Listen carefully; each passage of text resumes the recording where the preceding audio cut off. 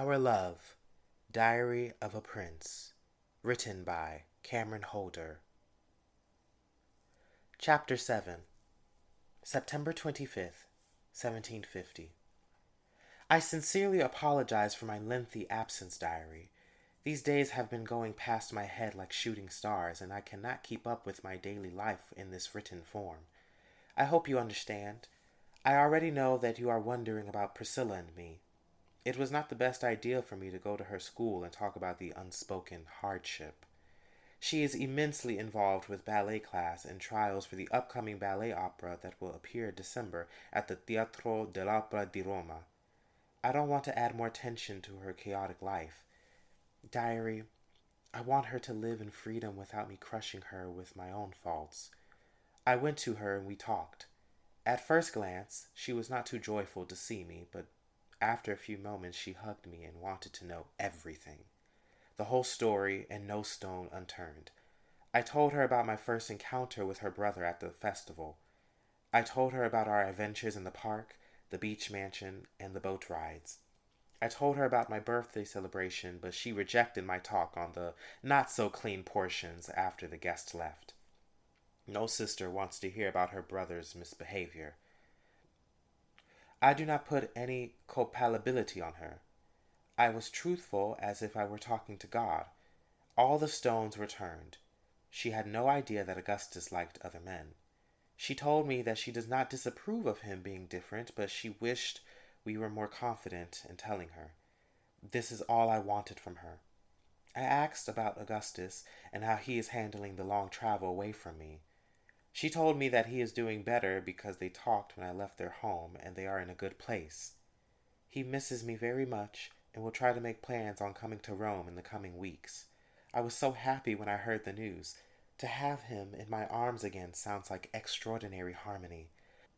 To feel his lips pressed against mine seems now only as a fairy dream. To be together again will make everything in my life feel stable and sure. Priscilla told me that Augustus decided not to go to South Africa after all. He thinks there is so much more to do in Italy before he thinks about traveling to another continent and exploring the stars of the southern hemisphere. My mind has now been given the gift of tranquility. Priscilla and I went to eat some good cuisine around the city. It is not my mother's delicious pot of carbonara, but it will have to satisfy my palate until I return home in December. It felt good to sit with my friend and discover her new life in the city of eternity. She told me all about her new friends in class, the challenging techniques that her teacher makes her practice 7 hours a day, and a new eye for a young fellow that I never heard of till now. She told me his name, but I feel that it will not be needed for you to know. No other man will be mentioned except for my lord. She told me that he studies philosophy and literature. Maybe he wants to become a poet or a teacher at university. But the object of this discussion was how impeccably handsome he seemed to be. She could not stop her heart from running to each end of the earth. Priscilla said that he is very tall, with blue eyes and blonde hair. His stature is robust but plump, and he has the kindest smile in all of Italy. Every woman I know always says that her lover has the kindest smile. I was not too connected because I was daydreaming about Augustus. No man can compare to him. My focus snapped to Priscilla in the blink of an eye when she told me that this boy does not even notice her. She has been too shy to go and introduce herself. She only knows who he is because of friends, but they never had a discussion before. I encourage her to take flight and show him who she is inside and out. If he does not pursue her, then why not she pursue him? Priscilla then objected that she is a lady who was taught not to chase her men. The man is supposed to chase the nymph and capture her magic. The man must convince this nymph that he is the best suitor for her when it comes to materials and monetary resources. The naive nymph will gladly accept jewels and the invitation of marriage once she knows everything that is attached to him. All of it sounds nice and hopeful, but in my world, none of it is applicable to my situation. I pushed Priscilla to stop taking advice from the elder who is soon to meet their creator, if there is one, and do what she feels is best. All she said was that she has her own way and I have mine. I did ask her about Prince William, but she did not care to answer any of my questions. I did not push her any further. But I do wonder what will happen if she tells Wilfred that she has met a new suitor, one who is not wealthy nor powerful. I do hope that she finds happiness, diary, but I have fears for her.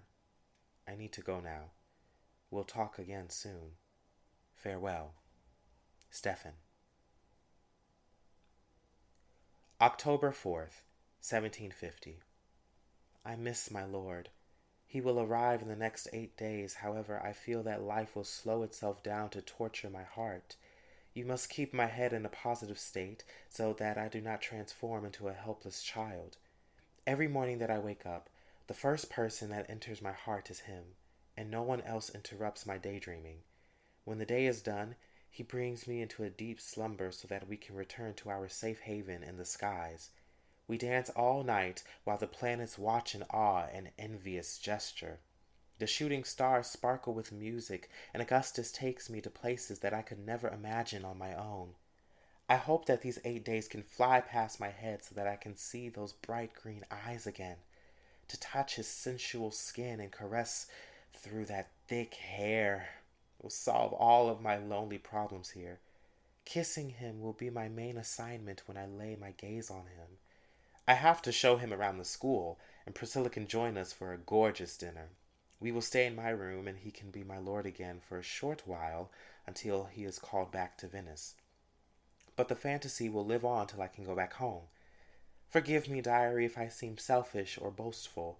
I never ask you about how you feel, or if you have a lover that makes you feel like a swan gliding on the rings of Saturn. Do you wish you were in my present circumstance? Probably not, because you want to have your own life if you could be a man or a woman. What would you do as a human being? Now I sound mad for asking you these silly queries. You are just pages merged together between a covering. This beautiful purple book with gold trim. You have such soft white pages with quaint floral decor.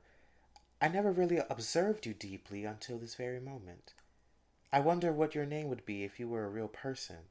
What would be your ambitions and dreams? Would you be faithful or agnostic? Maybe you would just believe in yourself. Would we be good friends, or would you never dare to speak in my presence? Look upon me, for I am concealed in the very fabric of language that consumes lonely men to become idiotic and drenched in madness. I shouldn't be trying to make up a scene for a diary.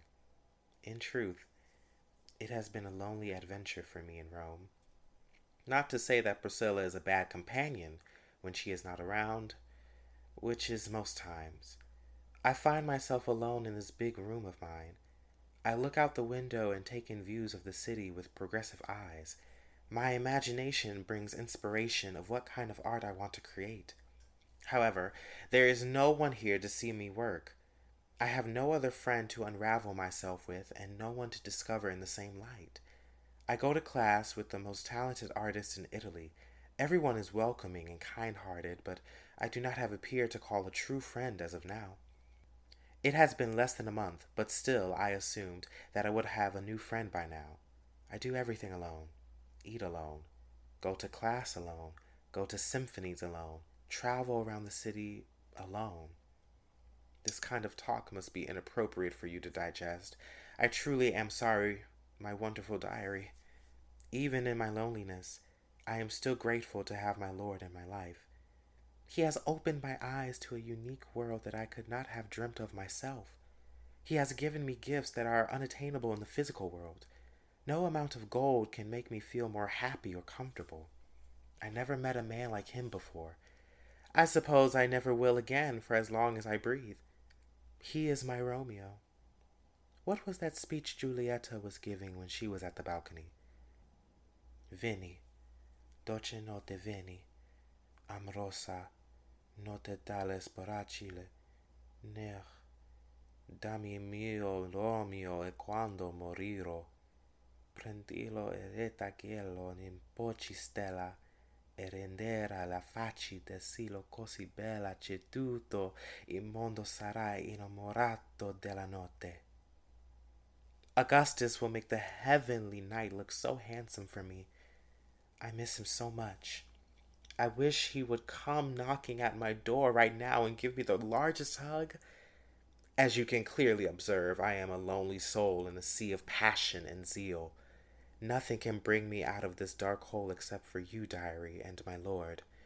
Since I have made myself natural for you to judge, I will take my thoughts to the paintbrush and canvas. I need to let go of the demon that is shaking me and create something lively. Talk to you soon, my sweet. Stefan. October 13th, 1750. My heart has been restored. My body has been rejuvenated to its most natural condition, and my faith has been returned to me in a golden gift which is my Lord. Augustus came to see me yesterday, and I was thrilled beyond the moon to see him. He has not changed his appearance since we last saw each other. He still has that kind smile, those handsome eyes, the fit like Atlas, and the voice of angels. We could not be separated the whole day, and I had to give him an adventure around the city. Priscilla's coming over to my room today to see her brother. He told me that he will be staying until the 29th, so that gives us more than 2 weeks to be engulfed in love and purity. When we are alone, of course, I have to examine his strong body and comply with his demands for my attention.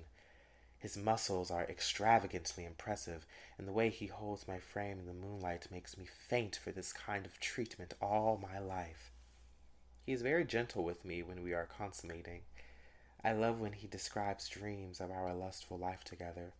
He groans for more of my pleasure, and I squirm in satisfaction. Sometimes we do compete in a harsh motion when the air is heavy and flooded in blushful need. Those nights together are his favorite. We spent today in my room mostly so I can show him what I have been working on in class and in my own free time. I'm starting to focus most of my attention on the symmetrical side of my art and to make sure that whatever I paint is realistic in the architecture and has a proportionate balance. Augustus thinks that one day soon I can become famous and hang my works in a gallery or museum. I appreciate his support, diary. This man loves me without fault, and I love him dearly without hesitation. After we got tired of talking about the ancient art of the Roman Empire and Britain's influence on Italian art, we headed on an unexpected travel to the Colosseo. I asked him why he wanted to take me to this place. He simply said that he dreamed of being a gladiator as a young boy, fighting off tigers or lions to show the world that we are men just like any other. I laughed, but he did not.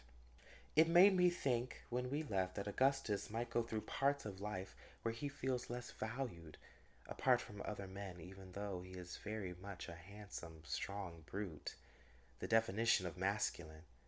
But I forget that he is just like me, emotional, compassionate, sensitive. Some traits looked upon in this world as feminine. I did not ask him who he wanted to show off his manly abilities to, but maybe I will in the distant future. Priscilla's coming soon to reunite with her beloved brother, and we are headed to dinner, so I will talk to you at another time, diary. Please think of me while I am gone. Stefan. October 29th, 1750. Good evening, diary. You do not need an apology for my absence because you know that I have been occupied with school and Augustus. He left to go back to Venice this morning, and I miss him already, but I know that we will be back in each other's arms in a few months. Are you curious to know what happened while I was away? If you are not, I'm going to tell you anyway because your only duty is to listen. Priscilla had a ballet performance last week, and she was hysterical about the show because her ballet master was none other than the incomparable Jean-Georges Noverre. I had no idea who this man was, but she explained to me that he is the new father of ballet. Noverre is in the works on developing a new technique called ballet d'action, in which the movements of the dancers are designed to express character and assist in the narrative.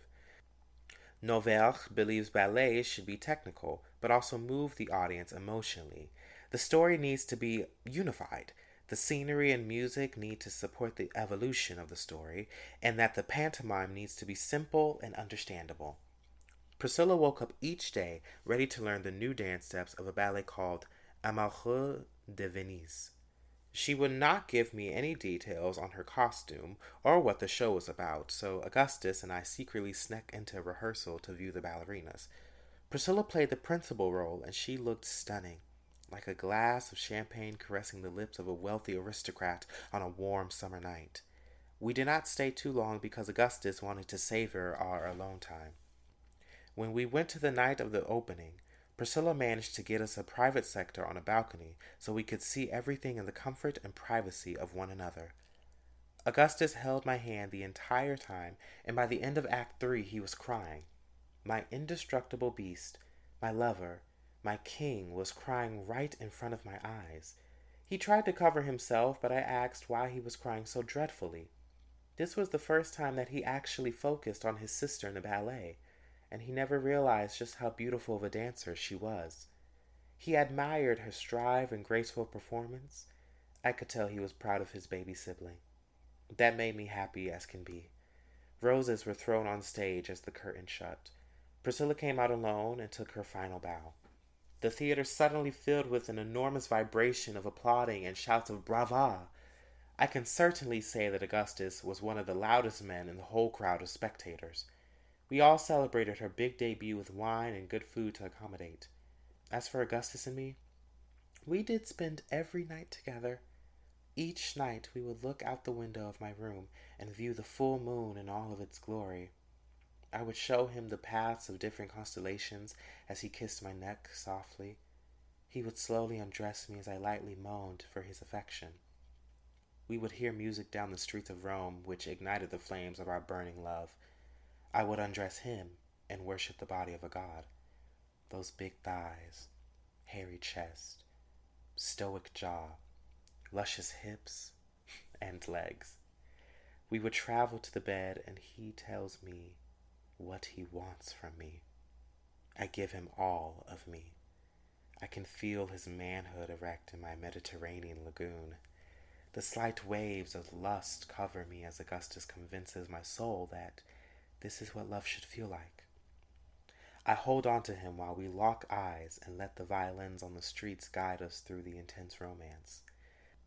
Sometimes he would gently bite my ears and bite on my boyish nipple. I would make his skin turn red from all of the friction, and every time he would reward me in showers of gold and diamond. I can tell you that one day I overslept and was late to class because I was in a mood of fantasia. My mind blocked the world, and all I could recall was music and the voice of my Lord. Our perfect symphony blended the heavens of our imaginations to create something otherworldly. I have been gliding on clouds with him.